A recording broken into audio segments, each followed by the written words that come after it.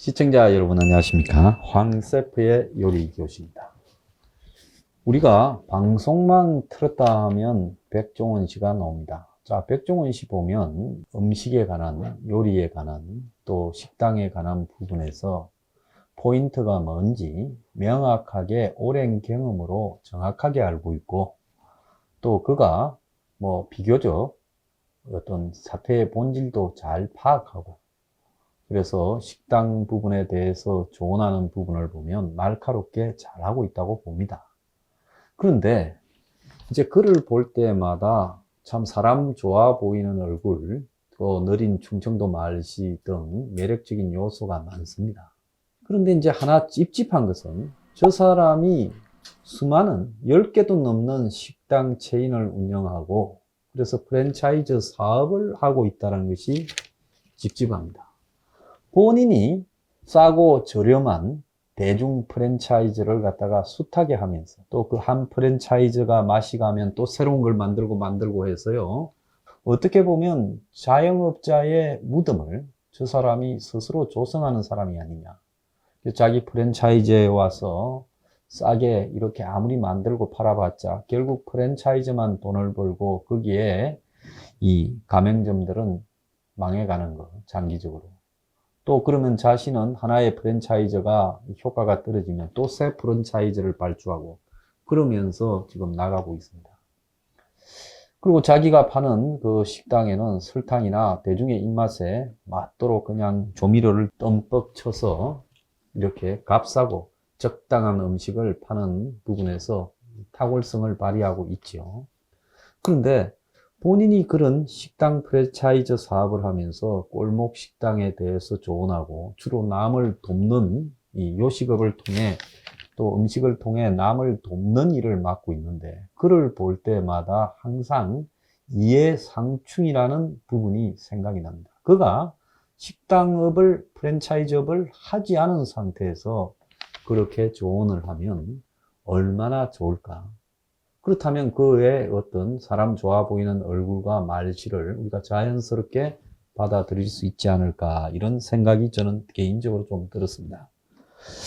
자, 제가 이 이야기를 하는 이유는 이 코인에 대해서 부정적인 이야기보다 요 근래 한 보름 그랬죠.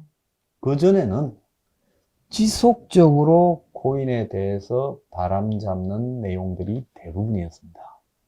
그래서 주로 코인에 대한 최대의 그 환상적인 글은 기성세대는 부동산이나 주식으로 다 한 번씩 땡길 기회를 이렇게 잡았다.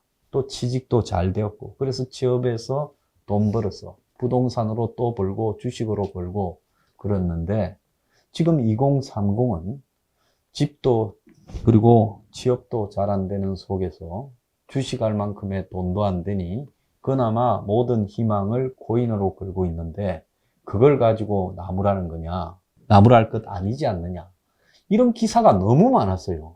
그래서 마치 기성세대가 코인 사기 도박에 빠져든 청춘들을 나무라면 그것이 잘못된 것처럼, 청춘의 고민을 이해하지 못하고 꼰대인 것처럼 말을 한다. 저보고도 꼰대라는 사람들이 있었어요. 댓글에 상당히 많았어요.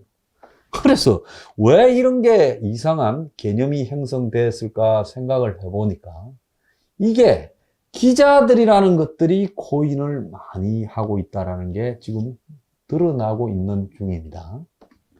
자, 오늘 또 하나 헷갈리는 내용을 보면, 쏟아지는 코인 거래소 규제 법안 해가지고 여당 더불어 거수기당이 발의한 3개의 법안이 있는데, 여기에 가장 웃기는 게요, 모두 소비자 보호 방점을 두고 있다는 거예요. 자, 코인에서 소비자는 누구고 판매자는 누굽니까? 코인 거래소는 판매자고 코인하는 사람들은 소비자입니까? 우리가 이제 이 개념을 잘 생각해 봐야 되는 거예요. 코인이라는 게 도박이면 코인 거래소는 하우스고, 거기에 가서 코인을 사고 팔면서 떼돈을 벌려고 모험을 하는 도박성 게임에 빠져든 사람들은 소비자가 아니라 도박꾼이죠. 그런데 정치인은 코인하는 사람을 소비자라고 표현을 합니다. 그래서 소비자를 보호한다는 거예요. 과연 코인하는 사람들이 소비자인가? 아니면 사기 도박에 빠져서 한탕을 노리는 사람들인가? 제가 봤을 때는 한탕을 노리는 사람들입니다. 그런데 코인하는 사람들을 건전한 소비자라고 생각하고 건전한 소비자를 보호하는 법을 만든다면 이 도박하는 사람을 보호하는 법을 만들겠다. 이게 지금 한국 사회에서 생각이나 할 수 있는 일입니까? 그래서 이게 뭔가가 많이 이상하다는 거예요. 자, 이런 걸 누가 만들었을까요? 그건 대중의 개념은 언론을 통해서 형성되어지고 기자들이 그런 개념을 만들어가고 있다고 생각을 합니다. 그런데 기자들은 그러면 왜 코인을 옹호했을까요? 그리고 코인하는 사람을 소비자처럼 만들어가고 2030의 희망처럼 만들어가고 블록체인 기술을 보호해야 된다고 말하고 코인에 대한 규제나 이런 것은 새로운 기술 발전에 저해되는 부분이라고 계속 말을 해왔을까요? 요 근래 이렇게 나오는 몇 가지 사실이 기자들이 왜 그러는가를 입증하는 지금 일이 벌어졌습니다. 조선일보 기자 한 명이 코인으로 돈 틀린 뒤에라는 자기 고백적인 칼럼을 하나 썼어요. 정상혁이라고 문화부 이 기자입니다. 자, 이 사람은 코인회가 수십억 벌었던 기자가 하나 있었어요. 그래서 그 기자가 부러워서 월급의 상당한 부분을 잡코인에다가 투자했다가 지금 절반을 며칠 만에 잃고 완전히 틀렸던 모양입니다. 그런데 이 사람이 이렇게 한 거는 코인해 가지고 떼돈을 벌었다라는 동료 기자를 보면서 굉장히 부러웠던 모양이에요. 그러니까 자기가 이 코인을 하다 보니까 이게 완전히 도박이더라는 겁니다. 1을 놓고 100을 따는. 그래서 어느 날 1원이 10원이 되면 1억이면 10억이 된다. 이렇게 생각하면서 자기 가진 거에 거기에다가 또 차입 레버리지라고 걸어가지고 또 빌려가지고 땡겨서 무한정으로 걸다가 쪽박을 차는 일이 딱 벌어진다는 겁니다.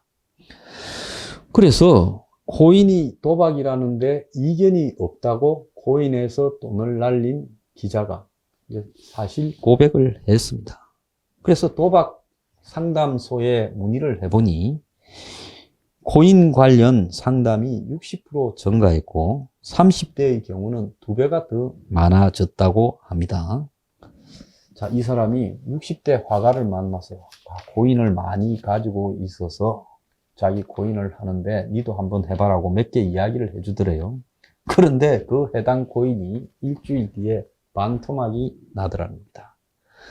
그래서 요즘은 한강의 수온이 몇 도냐고 묻는 사람이 늘어나고 있고 그야말로 이리저리 털려가지고 쪽박찬 사람들이 주변에 한둘이 아니더라. 그래서 러시아의 대문호 도스토옙스키도 도박을 하도 하다가 마누라 앞에 무릎을 꿇고 안 하겠다고 빌기도 했는데 또 도박 빚을 당겨서 가지고 소설을 써서 그걸 갚기 위해서 급히 소설을 하나 쓴 게 도박꾼들이라는 그런 소설이라고 합니다. 그래서 코인 돈 틀리고 나니까 이거는 인간이 할 짓이 아닌 중독성 있는 도박이다라고 뒤늦게 실토를 했어요. 며칠 전에 아마 수십억을 벌었다라는 기자가 이제 이 사람인 것 같아요. 알고란이란 TV를 유튜브에 운영하고 경제를 주로 말하는 고란이라는 여자 기자가 있습니다. 중앙일보 경제부에 있었던 것 같고 지금도 중앙 관련 매체에 글을 쓰고 그래서 경제 분야에서 제법 전문성을 인정을 받고 그러다가 최근에는 점점 코인 이야기만 하더래요. 그래서 이 사람 말을 듣고 많은 사람이 코인을 사고 했던 모양인데 하필이면 부처님 오신 날에 이 여성 기자 출신이 이 20%를 가지고 지금 레버리지를 해가지고 이 비트코인 이더리움에 걸었던 모양입니다. 그런데 이게 30% 이상 떨어질지 몰랐던 모양이에요. 하루아침에. 그러니까 자기가 최대치를 20%로 걸었으면 충분할 거라고 변동폭을 봤는데 완전히 그냥 30% 이상이 떨어지면서 자기가 가진 돈을 거의 다 날리게 됐던 모양입니다. 이 사람은 한 5년, 6년을 코인을 해가지고 39억을 벌었다고 합니다. 그래서 입지전적으로 기자사회에 소문이 나서 이 사람을 따라서 코인하는 사람이 많았는데 순식간에 39억이 5억이 되어버렸답니다. 그래서 이 완전히 청산당하는 거, 퇴출당하는 부분을 막으려고 자기가 뭔가 조치를 취하려 했는데 그때 하필 락이 걸리면서 이 코인 사이트가 돌아가지 않더라는 거예요. 그래서 이 여성 같은 경우에는 상당히 전문이라서 자기가 가진 것보다 레버리지 차입을 통해 가지고 더 많은 돈을 베팅을 하면서 자기 경험으로 아무리 데미지를 입어도 버틸 수 있다고 생각한 범위를 걸었지만은 코인의 변동은 그걸 넘어서면서 하루아침에 39억이 5억이 되면서 날린 돈만 34억을 날려버렸답니다. 그래서 아마 그 직후에 본인이 완전히 그냥 이 멘탈이 나가가지고 이 방송을 하고 글도 올렸다가 나중에는 글 써서 기자하고 이 유튜브 하는 것도 못 해먹겠다는 생각이 들었는지 그 방송을 이렇게 비공개 처리하고 글도 지워버렸어요. 왜? 이 사람을 따라서 숱한 사람들이 코인하지 않았겠습니까? 거의 우상이었겠지 않겠어요? 이쁘게 생긴 여자 기자가 코인해서 수십억을 땄으니까. 거의 뭐 이 코인충들의 히어로였죠. 그런데 자기가 돈을 거의 다 날리고 완전히 멘탈이 나가서 방송을 하는 장면까지 대중에게 다 보여주고 저 완전히 그냥 시리에 빠진 그런 글까지도 썼다는 겁니다. 자, 그래서 제가 오늘날 하고 싶은 이야기는요.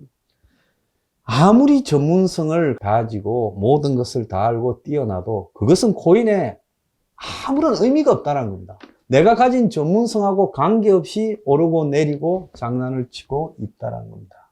그러니까 코인에는 전문가도 없고 정보도 필요 없고 오로지 그냥 도박판에 쪼아가지고 따는 거 아니면 잃는 건데 이것들도 실제로 이 고스톱판이나 포크판보다는 훨씬 내 의지가 내 기술이 작용하지 못하는 판이다.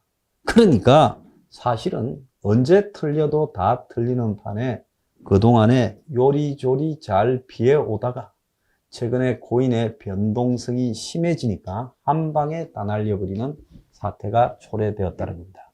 근데 조선일보 기자와 전직중앙일보 기자의 이런 패배담에서 우리가 하나 눈여겨봐야 될 거는요. 이 사람들이 이렇게 되기 전에 얼마나 많이 코인을 찬양하고 또 코인을 전파하고 코인에 대한 여론을 형성하는 글들을 쓰고 했을까요? 이 두 사람이겠습니까? 대한민국의 기자들 다 모아놓고 저기 체육관에 집합시켜 놓고 이 중에 코인 하는 사람 이렇게 물으면 아마 코인 안 하는 사람보다 하는 사람이 더 많았을 거다 이렇게 봅니다.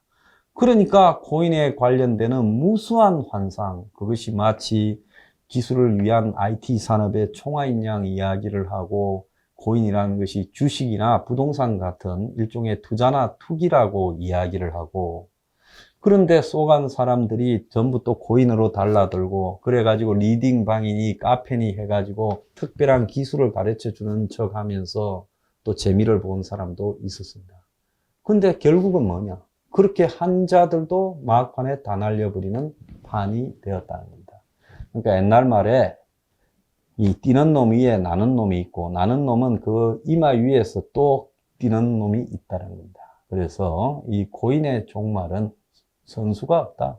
다 언젠가는 망한다는 겁니다. 그래서 사기 도박판에서는 확률이라는 것도 의미가 없다. 이렇게 생각합니다. 자, 여러분. 왜 대한민국의 언론이, 여론이 코인을 지금까지 띄워왔는지. 자, 그들부터 코인에 환장해서 열심히 여론 행성자들이 코인에 열중해왔다는 걸 최근에 여러 사태들이 보여주고 있는 겁니다. 오늘의 디저트. 언론 믿지 마세요. 언론이 오늘날 코인 바람을 만들었습니다.